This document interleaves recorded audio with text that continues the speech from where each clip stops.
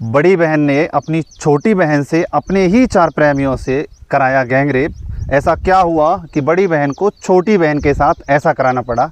लोगों को जब इस घटना के बारे में पता चला तो लोगों की आंखें और कान इस घटना को सुनने और देखने के बाद दंग रह गए। मैं बंटी रावत, भारत भूमि न्यूज़ पर आपके साथ। घटना यूपी के लखीमपुर खीरी की है, जहां पर एक परिवार होता है। परिवार में 4 सदस्य होते हैं, माँ, बाप और 2 बहन, जिनमें से एक का नाम गीता होता है जो बड़ी बहन है, छोटी का नाम सीमा होता है।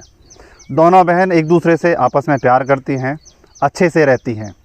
दोनों बहनें साथ साथ स्कूल जाती हैं। दोनों की उम्र लगभग 18-19 साल होती है।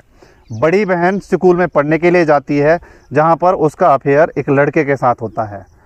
इस बात का सीमा को पता लग जाता है और गीता सीमा पे दबाव बनाती है कि वो ये घटना अपने परिवार वालों को ना बताए। उसके बाद सीमा फिर भी रुक जाती है। उसके बाद उसे पता लगता है कि मेरी बड़ी बहन का अफेयर किसी दूसरे लड़के के साथ भी है।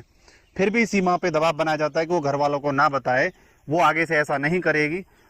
फिर भी सीमा चुप हो जाती है। लेकिन सीमा को जब अचानक से पता चलता है कि मेरी बड़ी बहन का अफेयर 4 बंदों के साथ है, तो वह अपनी बड़ी बहन को समझाती है कि ऐसा करना ठीक नहीं है, इससे परिवार की इज्जत भी बेकार हो सकती है, आपको ये छोड़ देना चाहिए।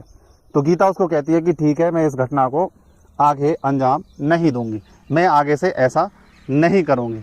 लेकिन उसके बाद भी वो नहीं मानती है और लगातार अपने प्रेमियों के साथ उसका आना जाना रहता है। इसी बात के दबाव में गीता अपने 4 प्रेमियों के साथ ये घटना शेयर करती है और उनके साथ एक साजिश रचती है अपने रास्ते से सीमा को हटाने के लिए। दोपहर का समय होता है।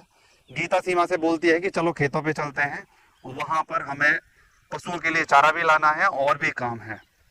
ये कहकर गीता सीमा को खेतों पे अपने साथ ले जाती है और वहीं पर अपने 4 प्रेमियों को बुला लेती है। वो 4 प्रेमी मिलकर एक एक करके सीमा के साथ बलात्कार करते हैं, उसके साथ बर्बरता करते हैं, उसके साथ दुष्कर्म करते हैं। उसकी हालत बहुत ही दयनीय हो जाती है। उसके कपड़े फाड़ देते हैं, उसके मुंह को बंद कर दिया जाता है जिससे आवाज़ बाहर ना निकले। वो लड़की बेहोश हो जाती है और उसके बाद गीता की ही चुन्नी से उसका गला दबाकर उसकी हत्या कर दी जाती है और लाश को गन्ने के खेतों में वहीं पे फेंक देते हैं। प्रेमी वहाँ से हत्या की वारदात को अंजाम देकर वहाँ से भाग जाते हैं और सीमा उस जो गीता है, गीता उस सीमा की लाश को वहीं गन्ने के खेत में छोड़कर अपने घर चली आती है। शाम को सीमा जब घर वापस नहीं लौटती है तो यार, रिश्तेदार, आस पड़ोस में पूछा जाता है कि क्या सीमा आपके यहाँ तो नहीं है, लेकिन उसका कुछ पता नहीं चलता है। एक दिन बाद पता लगता है जब कोई पड़ोसी उनके खेतों पे जाता है और देखता है कि सीमा बदहाल में गन्ने के खेत में पड़ी हुई है। उसकी सांसें बंद हैं, वह दयनीय हालत में पड़ी हुई है, उसके गले पर निशान भी हैं। पुलिस को सूचना दी जाती है, घर वालों को सूचना दी जाती है। पुलिस मौके पर पहुंचती है और सबका पोस्टमार्टम कराया जाता है, मेडिकल ट्रीटमेंट कराया जाता है। मेडिकल ट्रीटमेंट में चौंकाने वाला खुलासा सामने निकल के आता है कि इस लड़की की गला दबा के हत्या हुई है और हत्या करने के बाद इसको यहाँ गन्ने के खेत में फेंक दिया है और हत्या करने से पहले इसके साथ दुष्कर्म किया गया है। लोगों में जिसने भी सुना देखा, सब में इसके प्रति रोष होता है, गुस्सा होता है। पुलिस मामले की तहकीकात करती है, घर वालों से भी पूछताछ करती है, आस पड़ोस से भी पूछताछ करती है। लेकिन वहां पे देखा जाता है कि जो गीता होती है वो डरी सहमी सी बैठी रहती है। पुलिस को शक होता है और उसके साथ सख्ती से पूछताछ की जाती है। तो पूछताछ में गीता टूट जाती है और सच्चाई बयान करती है। बताती है कि मेरे 4 प्रेमियों ने इसके साथ एक एक करके बलात्कार किया है, दुष्कर्म किया है और उसके बाद इसकी लाश को यही गन्ने के खेत में मेरे कहने पर फेंक दिया है, जिससे घर वालों को शक ना हो और किसी को पता ना चले। इस घटना को अंजाम इसलिए दिया गया जिससे सीमा गीता की सारी कहानी घर वालों को ना बताए और गीता अपने प्रेमियों के साथ रंगरलियां मनाती रहे, उसका जीवन इसी तरह से चलता रहे।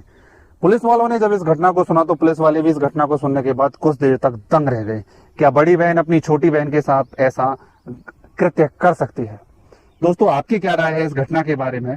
हमारा उद्देश्य किसी की भावनाओं को ठेस पहुंचाने का नहीं है, बल्कि आपको सतर्क करने का है, सावधान रहने का है कि आप अपने बच्चों का बारीकी से ध्यान रखें, उन पर पैनी नजर भी रखें।